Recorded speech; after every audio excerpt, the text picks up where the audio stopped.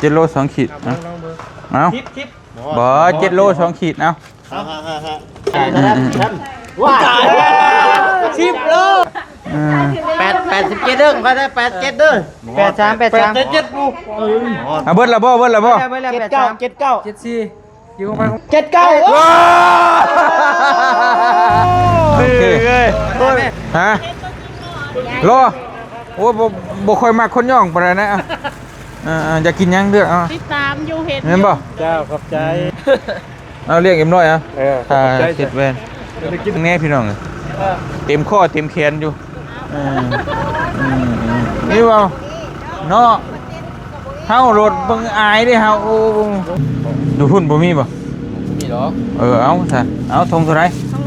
โอเคจัดมา5 ถุงเพิ่นฝากเงินมาขอบพระคุณทางอาจารย์ไปทั่วเด้อเนาะที่ช่วยเหลือทางน้ำมันของทีมงานไปเนาะโดยขอให้ทางฝ่ายอาจารย์มีสุขภาพร่างกายแข็งแรงเจริญในสิ่งที่ในธรรมเด้อฝ่ายอาจารย์เด้อเนาะเดินทางไปไสมา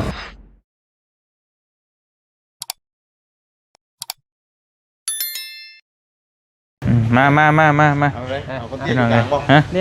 ให้ลูกชายตัวเอาไปเถอะเอาไปอุ้มไปอย่านะได้ยินล่ะเขาอุ้มแล้วนะอย่าให้โอ้ยอย่ากินทอดคอว่ากอดกันโอ้ยพอมีครับโอ้ยมะนาวไม่ได้ใส่เตาไม่ได้ใส่เตาเหยียบลูกป่ะเสือปั่นเลยนะเฮ้ยบอกกันโทษร้องลูกขาพ่อป่ะเอาสบายดีเด้อพี่น้องเด้อทักทายสบายดีเปิดคลิปมาบัดนี้ก็สิได้อำลาพาจากแล้วทีมงานก็ได้พี่น้องเลยก็สิกลับเนาะก็สิไปส่งเพิ่นพุ่นแหละฮอดอย่าจะไปดำเลยจ้ะไปชมข้าแชร์ก็เมื่อเลย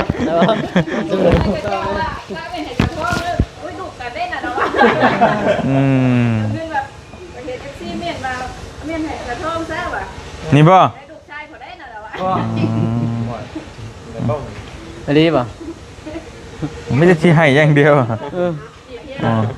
พอมาวันนี้มานี่เรารอได้ป่ะนี่เราอุดหนุนคิมซอยชุดหนึ่งกินหนาแล้ว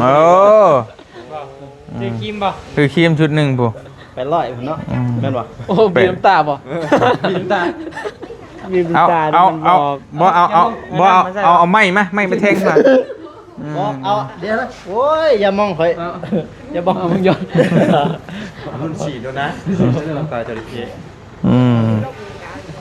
เว้ยนี่ถามลักสูตรน้องเมฆไหมให้ในเพลงในเพลงไม่เยี่ยมป่ะใส่ตรีป่ะตามลักสูตรได้มันจังน้ำตาจะก็ออกนะอย่ามองนี่อย่ามองอะไรได้ข้าวดอกเห็นแล้วใช่นะคืออย่างนี้มันจะกระเทียมกระเทิมบ่ทุบใช่มันออกก่อนในเฮ็ดนี่ใช่ไหมฮะมันออกก่อนเฮ็ดนี่ใช่ยอดไม้ยอดไม้บอกเอาไม้อีกจนจะตายไม่ได้เผื่อจะได้เพลงหนึ่งมึงว่าดีเลยคือนะเทียบมันยังก็ได้แต่ลองเมื่อไงลองถามเมื่อจะให้ดินเพลงอีบี้อยู่นี่เอาอีกป่ะเอาอีกป่ะ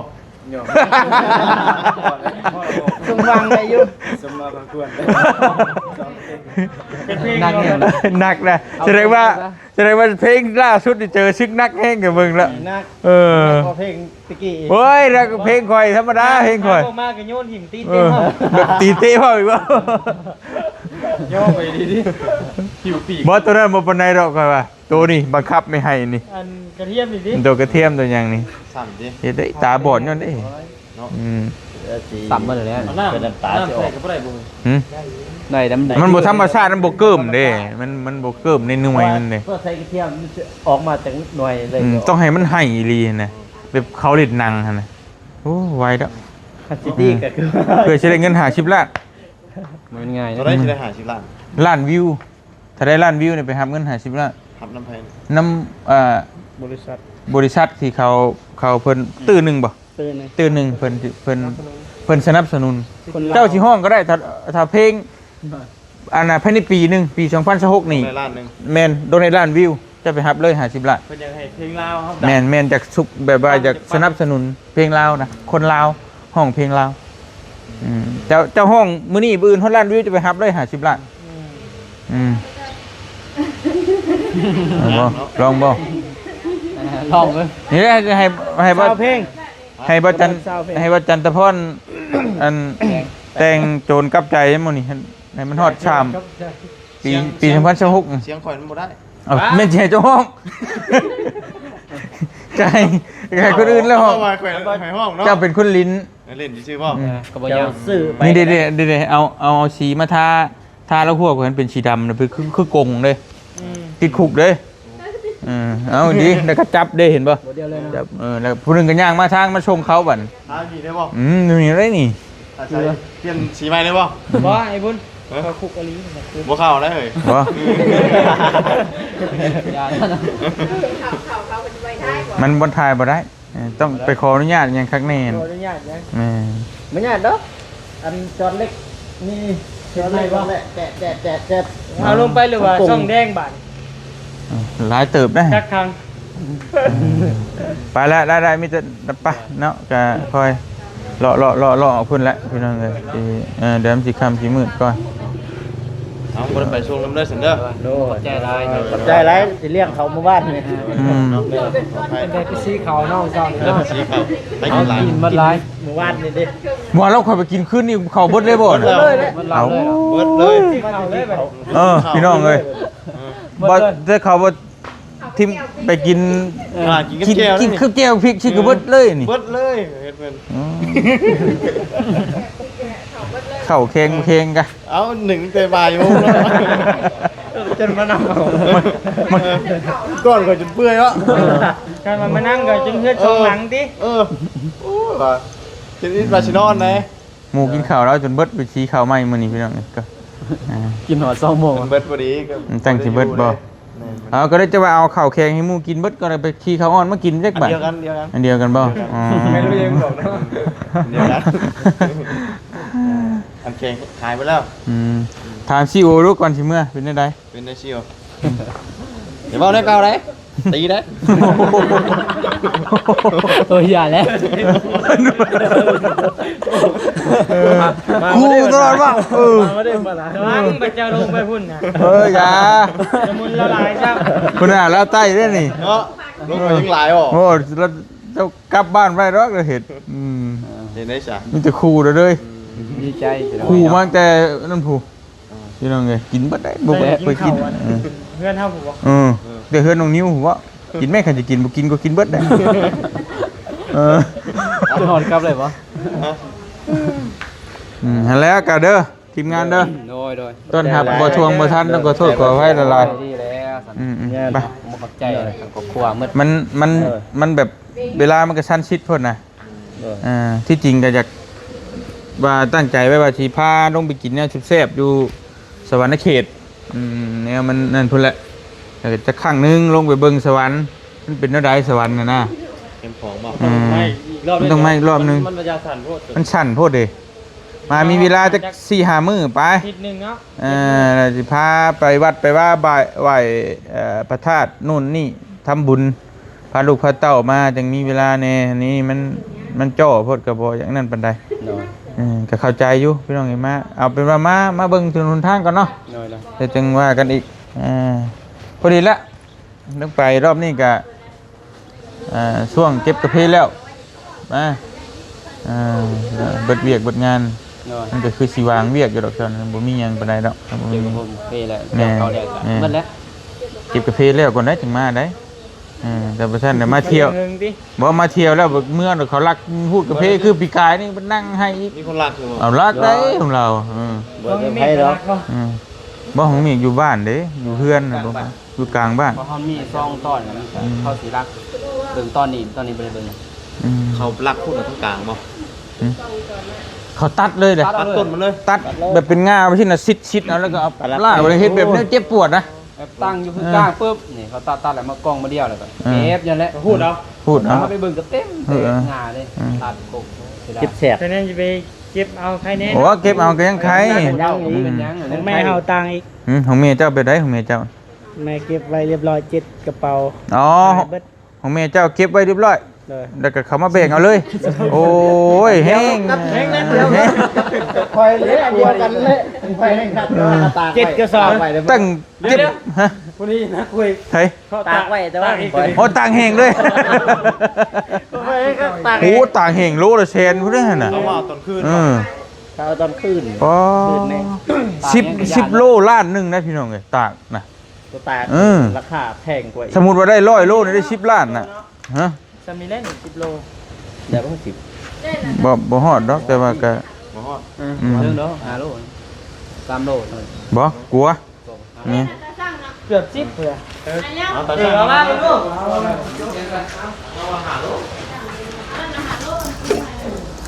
เขาก็10ป่ะจำเลย บ่ฮอดเดี๋ยว7 โล 2 ขีด ตัวนี้บ่ 7 โล 2 ขีดเอา ทิป บ่7 โล 2 ขีดเอา นั่นเดี๋ยวมันบ่เชิงคือน้ำ หมู่ไปจาก ซิ่งหน่อยเว้ย สิ่งจะได้จริง5 โล 7 โล 2 ซิ่งหาลงนะ เราติดมาแล้ว บ่อ้ายบ่ได้ติดแต่ว่าอ้ายคำนวณจากปริมาณ ขวดเนาะ เอาขวดหนึ่งมัน600 มิลลิลิตร10 ขวดแม่10 ขวดก็6 โลแต่ว่า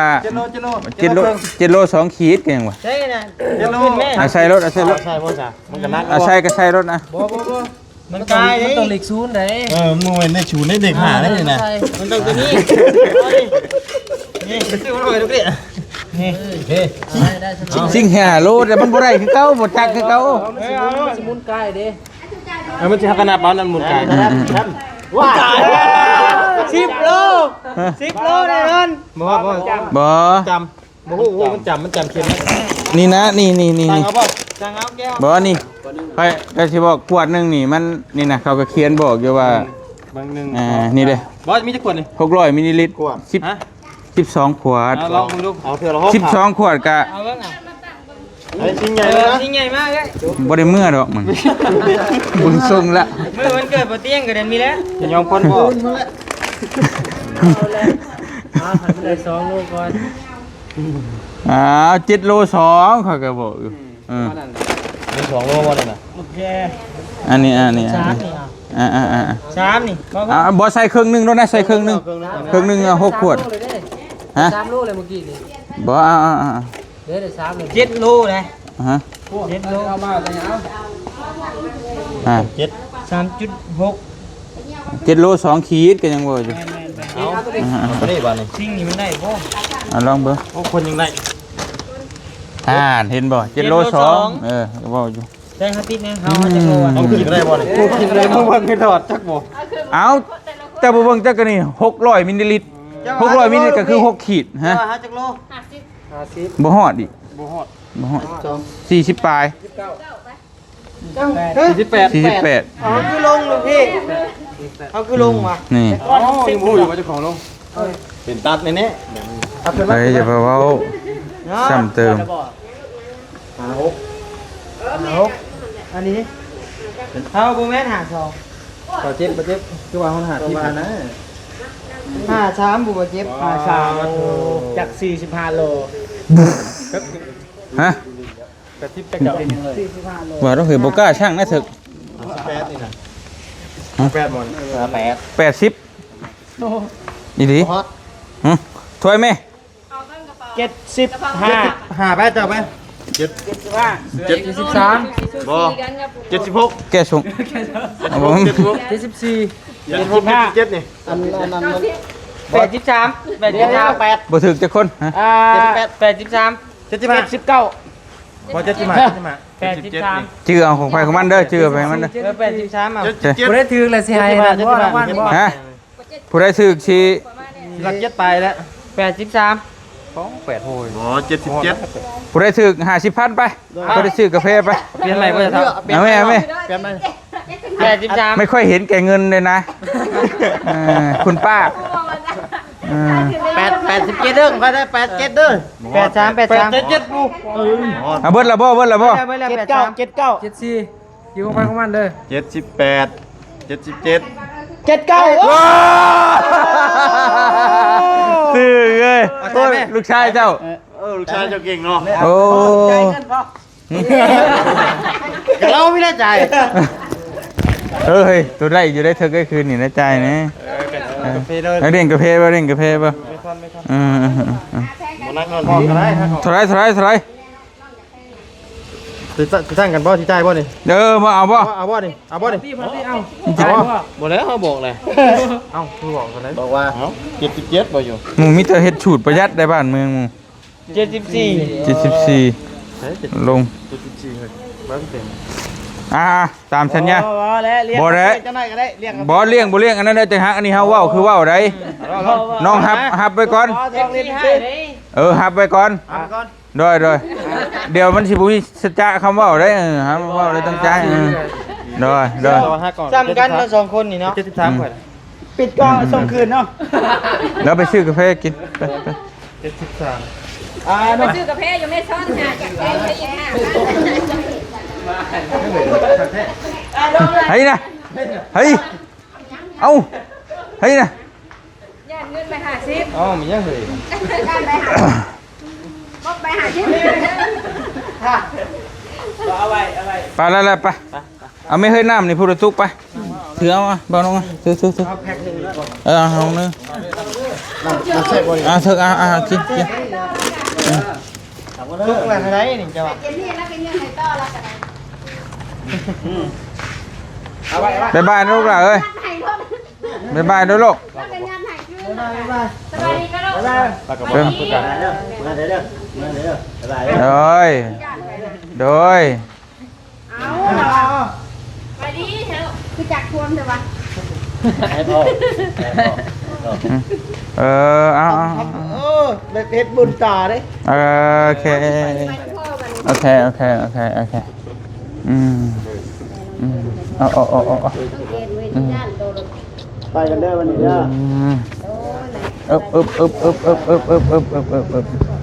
ไปเดี๋ยวเลย ให้เกือบลูกเด้อ น้ำมากินนะเพียงไปไปลูกไปเดี๋ยวป้าไปชมมันพอเมื่อบ้านก่อนเมื่อหน้าเขาจะไปเดี๋ยวเข้าพรรษาเขาจะไปทำบุญลูกอ้วนเด้อ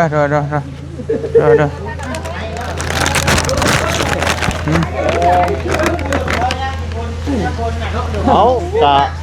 แล้วว่าอยู่กลับมาล่างออกไปล่างเหรอ กันเอง กลับมาล่างออกไปล่างเหรอ ชี้แล้วหลอนก่อนเนาะเฮ้ยเนาะ เห็นบ่เสียง ฮะ คนนึงเหรอ เนาะ บ่เสียง ยอมได้ข่อยเห็ดน้ำบ่ได้เห็ด3คนนี่แหละที่เลือดกูมูเรื่องทางรถเลย เขาเห็ดบ่ได้ครับ บ่แซนบ่เสียงเอาบุญ เมื่อย ไม่เด้อดอก ไปเฮ้ยไป ไป เดี๋ยวไปส่งทางทีมงานก่อนโอเคไปบ้านนี้พี่น้องมาเยี่ยมยามก่อนมานี่ละปั๊มหุ่นส่วนโอ้ส่วนอายบ่ฮะโมเมนต์เราจะพูดทำเพื่อพี่น้องมาแวะปั๊มปตท.บาวเง่าสเนลเพิ่นมาจากเลี้ยงกาแฟทีมงานก่อนสิครับเป็นได้ 10,000 บาทเมื่อคืนนี้เด้เลี้ยงเพิ่นว่าบ่เตียงก็บ่ปฏิเสธของฟรีพี่น้องเอ้ยตามสนองให้เสียบ่เสียใจ ได้เนาะอย่าเสียใจเนาะโอ้แม่นความเจ้าเว้าถึกเลยนะ หมูยังเลี้ยงเด้เฮาสิว่าจังได๋นั่นอีกแม่นบ่เต็มใจครับกินบ่ก็บ่กิน ล่อเรามาถอยรถมาใส่น้ำมันก่อนมายังหลายบ่น้ำมัน ยังอยู่ บ่ถอยมาใส่กัน ยังนะ ฮะ ยังอยู่ มาใส่ก่อนบ่นะ อ้าวเดี๋ยว ยัง เพิ่นให้ข่อยได้ ไปหา ไผก็ยาแต่บ่เป็นเงินข่อยได้ ไ ไพ่ เอาอีหลีมาขอสิไปตัวเจ้า ท่านเจ้าอีก บ่แม่นเอาสิไปธาตุโพนนี่สาบานก็ได้นี่เงินผู้ใหญ่มามา บอกว่าสบาย อ้าวผมจันหมู่บ่เชื่อเฮาเมื่อยว้าวในนี้ได้เฮาอ๋อมันจะเฮ็ดในนี้ไปมาใส่ โอ้ยอะไรนะมันนี่เต็มเลย ก็จะตัวข่อยรักเปิดเบิ่งอยู่มันคือกิน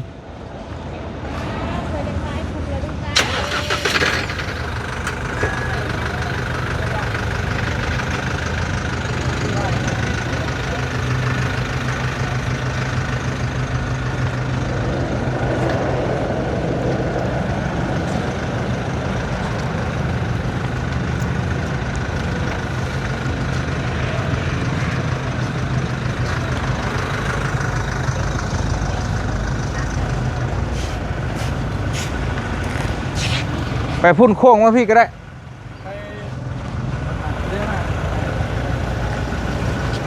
อยู่หันก็ได้บ่หันก็ได้บ่โอ้ตัวนั่นก็ได้บ่น้องตัวนี้ก็ได้ถอยไปแล้วก็ถอยมานี่ก็ได้ได้บ่เลยโมเมนต์นั้นอยู่ฝั่งนั่นเนาะ มาตู้พี่ก็ได้มา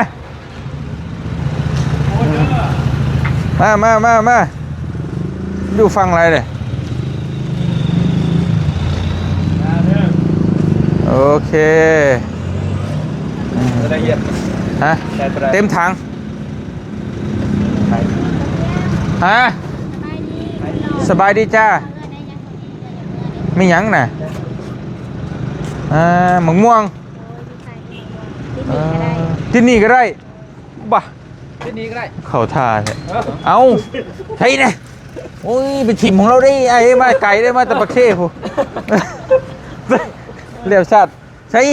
เฮียแล้วโอ้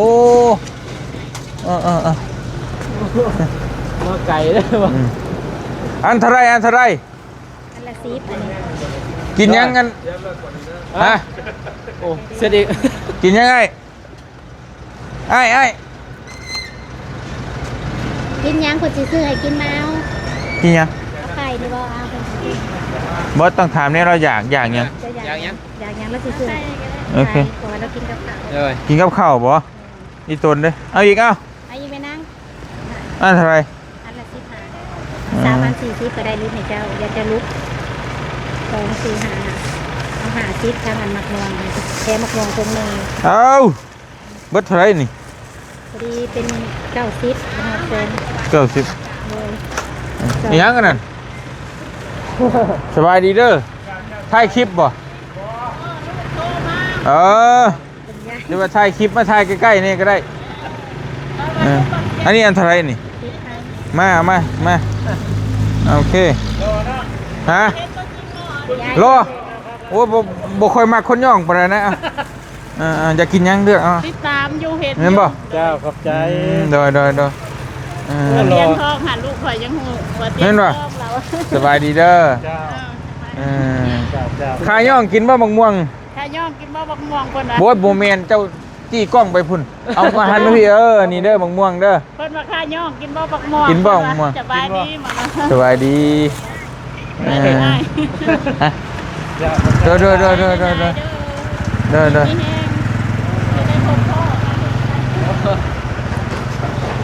เท่าไรพ่อใหญ่ฮะ1,80,000โอเคกินยังแล้วแต่เจ้าบ่เฮายันเจ้า เดี๋ยวมันกินเอาชม โอเคยันเอาให้ตัวเจ้าบ่อยากนะมันสิบ่คักปานใด กระเช้าร้านพวกสิร้านพวกจะได้รวยด้วย รออยู่ดีมีให้สาธุเอาเรียกเอ็มน้อยค่าสิทธิ์แว่น จะกินอะไรด้วยพวกชิด เท่าไรก่อนของเจ้า ชิดเฮงเดี๋ยวจะเรียกว่าชิดบ่ได้ เหมื่อยน้ำเจ้าเด้อ เจ้าชิโซนบ่ โอนมาเด้อฮะ มีมันมา จ้าคนดังมันพูดแล้วเนาะ สบายดีเด้อ โยกจะไปกินสิบ่ได้เป็นโล เลย อยากมานอยู่แล้วเราไม่ได้เบิ้ลเลยของเรา เบิดแล้วชานี้ฮะอะไรก็กินมะม่วง เจ้าไปทอดน้ำมันกับบ้าวะเจ้ากินหอยคือบ่อนเลย โอ้โห น้าคอยเห็นมันคือเห็นในซอยหันซอยนี้ โดยสิพากันไปทางใด โอ้ยอยู่กับบ้านมาแต่สวรรค์โทษ ธาตุโพนนี่ได้ชีเวธาตุโพนอยู่นี่ยังมีอันนั่นอยู่บ่กินยังบ่กินไข่บ่เขาซื้อซอยเพิ่น กินยังก็ได้ก็ได้ กินกินยังก็ได้บ่เอาไปเบดเลยขอบใจเด้อคอยเห็นมัน โดยที่จริงเพิ่นพุ่นเบิ่งแน่พี่น้องเต็มข้อเต็มแขนอยู่นี่ว่าเนาะเฮารถเบิ่งอายเด้เฮาโอ้บ่มีหยังอุ้ย ก็ได้ใส่ดูค่ะก็ท่านได้เนียนก็ท่านได้พ่อได้แจกคือทุกโตโอเค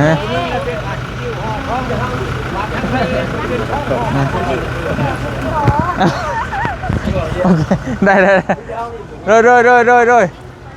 ยก็เลยติดตามอยู่กับหูจะเบิ้ล หูเบิดเลยอ้าวโอ้ยบัดนี้ได้แล้วหูกระดอกกระเดียมันเบิดแล้วเรือช่องทุงพอแล้วค่อยบ่มีเงินแล้วเมื่อยเจ้าเด้บ้าน80,000 10,000 เศษได้เด้อเจ้าถ่ายเลยโอเคไปเดินอยู่ดีมีแห้งไป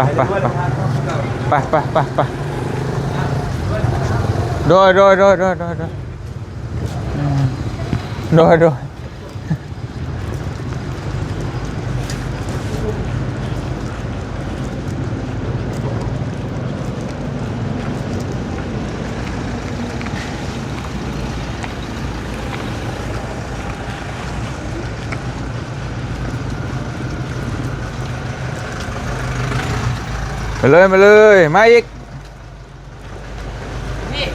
เฮ้ยสบายดีเด้อพี่น้องเด้อ จะป้าไปขายก่อนมัน โดยเอาเลย ปลาวันนี้เป็นจะได้ปลา ไปสั่งแม่กาแฟ ปลามัวยัง น้องคอยอเมริกาโน่คือเก่าและเพศดำน้องมีกะ เข้าไปน้ำกันแล้วอะไรบ้าง ได้อยู่แต่ว่าก่อยก็จะเข้าห้องน้ำน้อยนึงนะไปสั่งถ่าไปสั่งถ่าก็ได้บ่าวยาวเป็นคนเลี้ยงกินยังเฮ้ยกินยัง ซิมไปบ่ ชิมได้ไอ้ชิมรถก็เป็นยัง ดูหุ่นบ่มีบ่ มีหรอ เอาทงเท่าไร ต้องมาชิมไอ้ โอเคจัดมาหาทง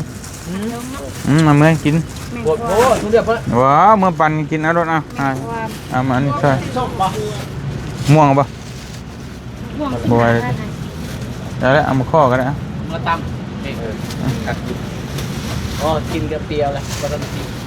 สดตลอดกินงานเนาะโอ้เย็น เรื่องชานูเนาะ กินหอดเนาะกินหอดก็รักหัวเป็นไรแตก กำลังสิมาส่งพี่น้องทีมงานนะ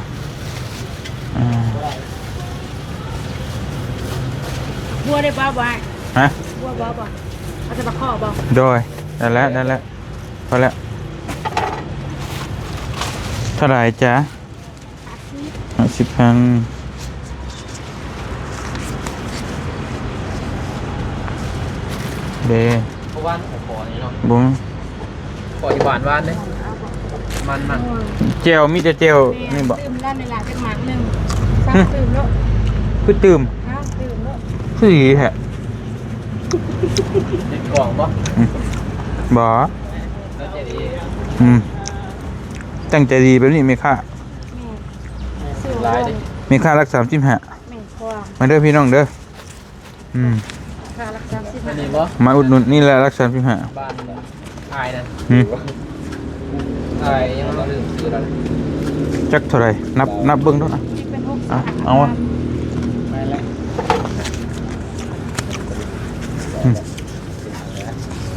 เท่า ท่าไหร่60 ยังอีกอันนั้น เอาโอเค โอ้ยขอบใจ ขอบใจจ้าขอบใจ ขอบใจเด้อ ก็มาก็ถือได้กินน้ำกันเลยนี่บาดเจ็บชาแนล ใจใจ แซ่บ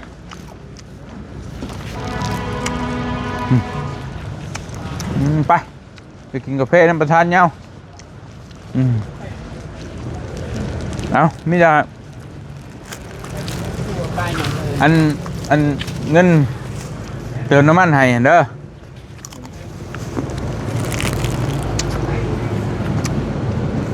เงินพระอาจารย์ไพฑูรย์เพิ่นแค่เพิ่นคือไปบอกเจ้าหั่นแหละ โดย เพิ่นผากมาว่าจะให้เลี้ยงเขานี่ โดย คือเจ้าที่ไปช่วยเฮ็ดเฮือนน้องพินให้แต่ว่าทางบ่เตียงก็บ่มีเวลาพี่น้องเอ้ยก็เลยมีเวลาอยู่ดอกแต่ว่าทางเบานุ่งมีเวลาบ่หลายอยากกลับไวเฮาก็เลยจักสิเฮ็ดจังไดเนาะว่าสิพาไปกินแนวแซ่บๆก็เวลาบ่หลายก็มีแต่ว่าเติมน้ำมันรถให้โอ้ยข้าวพอได้กลับมาพี่น้องเอ้ยเนาะฮอดบ้านฮอดช่องเพิ่นฝากเงินมา ขอบพระคุณทาง โดย อาจารย์ไปทั่วเด้อเนาะ โดย ที่ช่วยเหลือทางน้ำมันของทีมงานไปเนาะ โดย ก็ขอให้ทางฝ่ายอาจารย์มีสุขภาพร่างกายแข็งแรงเจริญในสิ่งที่ในธรรมเด้อฝ่ายอาจารย์เด้อเนาะเดินทางไปไสมาไสก็ขอให้แก่ต่อปลอดภัยทุกเส้นทางสาธุ โดย บ่เตียงก็ขอขอบบุญขอบพระคุณในหลายๆเนาะทางพระอาจารย์ไพฑูรย์เพิ่นก็ฝากเงินมาพี่น้องเอ้ย5,000 บาท 5,000 บาทนี่ก็ประมาณ2 ล้านบ่เตียงเพิ่นว่าแล้วแต่บ่เตียงจะพิจารณาเบิ่งเลี้ยงข้าวเลี้ยงน้ำบ่เตียงก็เลยเลี้ยงข้าวเลี้ยงน้ำอยู่เฮือนอยู่ซ่านลาบชิ้นลาบปลาแต่ก็ โดย บ่ปัญหาดอกตัวนั้นก็เฮาบ่เตียงเอาเงินบ่เตียงเนี่ยซื้อแล้วก็เอาไว้เติมน้ำมันให้บ่าวนุ่งเพราะว่ามันเป็นยานพาหนะที่นำพาทีมงานไปเด้ถ้าบ่มีรถนี่ก็มาบ่ฮอดเมื่อบ่ได้เลยเติมน้ำมันให้บ่ได้เมื่อฮอดเฮือนฮอดลูกฮอดเมียเนาะ โดย จังได๋ก็ขอบมุกขอบใจหลายๆเด้อ โดย ที่มาลิ้นมาเยี่ยมมายามพี่น้องเอ้ยในครั้งนี้เนาะก็ขอบคุญขอบคุณหลายๆทั้งพระอาจารย์ไพฑูรย์ขอให้อยู่ดีมีแฮงความเจ็บอยู่เท่าใดความไข้อย่าซึมีขอให้ร่ำให้รวยให้โชคให้มาเดินทางไปเท่าใดก็ตลอดปลอดภัยเด้อเนาะสาธุมุกขอบใจหลายๆมาเดี๋ยวกินกาแฟต่อน้ำบ่เหย้า โดย เพิ่นเลี้ยงกาแฟแล้วก็จังสิออกเดินทางต่อพี่น้องเอ้ยเดี๋ยวต่อกันช่วงหน้าเนาะสำหรับมื้อนี้ไปก่อนแล้วมันยาวแล้วสบายดีเด้อบ๊ายบาย